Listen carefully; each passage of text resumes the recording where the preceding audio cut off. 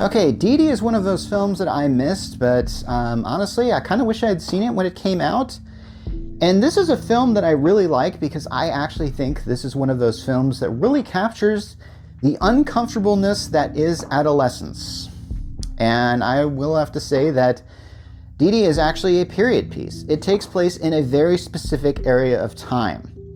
I don't know if it gives a year at the beginning, perhaps I missed it, but it's at the time, I think maybe 2007, 2008, or the time where YouTube was just starting to become a big thing, and MySpace was slowly transitioning into Facebook. I mean, those are two separate companies, but if you lived during that time, you remembered this. You remembered when MySpace was just sort of, no one's on MySpace anymore, because there was a time where everybody was on MySpace, and then suddenly everybody was on Facebook. So it follows a kid who I believe is named Chris, or at least that's the name he calls himself. His parent, and we only see his mother in the film, and grandmother, who we see several times in the film, call him Didi, and I guess that's a name he only uses at home. So Chris is a very, I would say, your typical average teenager, and but here's the thing.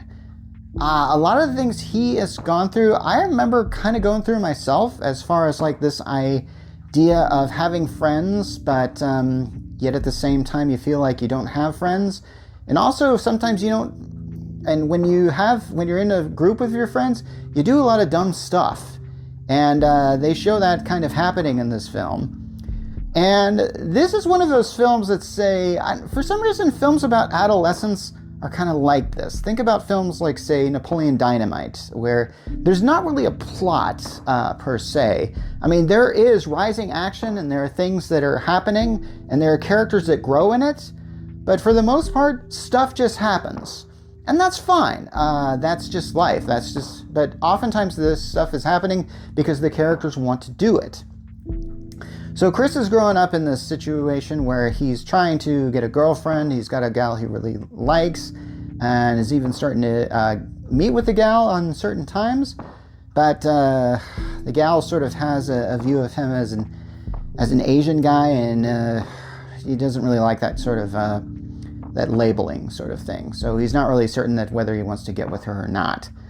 And so at some point in time, I think when they're meeting up, I think he tells this story about how one of his friends saw a dead squirrel and brings the dead squirrel with them. And this story is just like, you really shouldn't tell this story, but I mean, I get it. When you get with your friends and you do a lot of dumb stuff, that just kind of happens. So at one point in time, Chris meets these groups of skateboarders who he thinks are very cool. And since he likes to do like dumb little films on YouTube, and he's got like one of those older style cameras, the ones with the flip out screen. And I actually remember this kind of era here. So, I mean, I wasn't a teenager during it, but I remember this type of thing. And so he starts filming them, and he starts kind of hanging out with them. And I guess they're kind of his new group of cool friends. So he stops hanging out with his other friends because, sad to say, when you're an adolescent, this is what happens. You just have this one group of friends that you hang with, and if you start hanging with another group of friends, suddenly that other group of friends you don't hang with anymore. Why is that? I don't know, and yeah, Didi doesn't really give any good answers for this, and that's fine. This is a film that's really not trying to do that, and it's just kind of showing this kid's life, and it's done rather well. I definitely like, I forgot to mention just kind of how well there's a lot of kind of like low light shots in this film. I say that there's a lot of scenes where there should be more light than there is, but they just kind of like keep it to a lower lighting level. And I kind of like that. I like that this doesn't create a darker tone for this. And I wouldn't say this story is a dark story, but there are some things that I think are dark as far as like, I don't know. And when you're in adolescent life, I don't know, I'm going to compare it to another film that I once saw.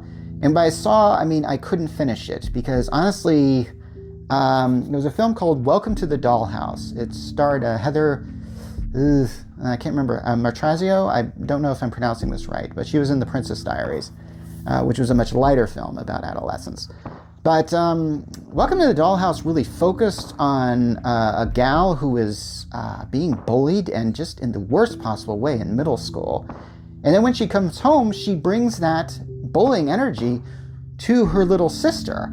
And that is actually how it works, really. That is what is going on. So with Chris's character, he goes out in the world and just the world treats him just so poorly. And he just often brings this terrible bullying energy at home. And this film does focus on Chris's relationship with his mother. Now, as far as his dad concerned, I guess he's sort of out of the picture.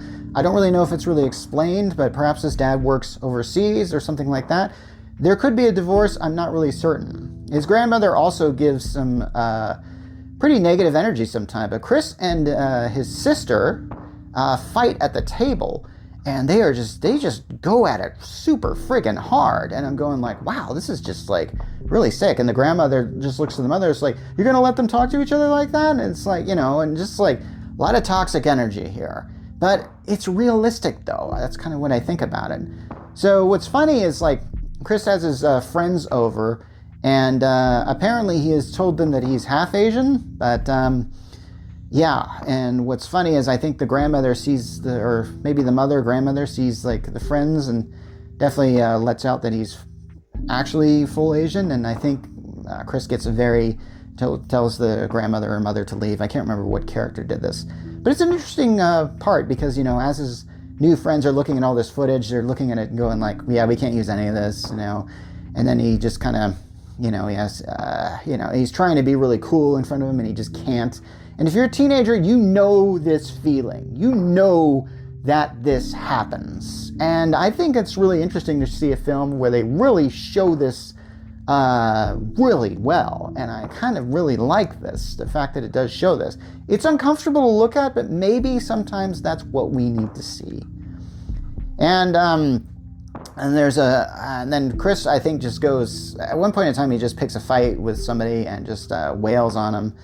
And I think his mother has to come pick him up. And at the time, and Chris just goes full at her. He just gets really, really freaking angry. And I remember this as a kid. You just need somebody to just shout at because of all the junk that happens to you. And the only person that's there are your parents.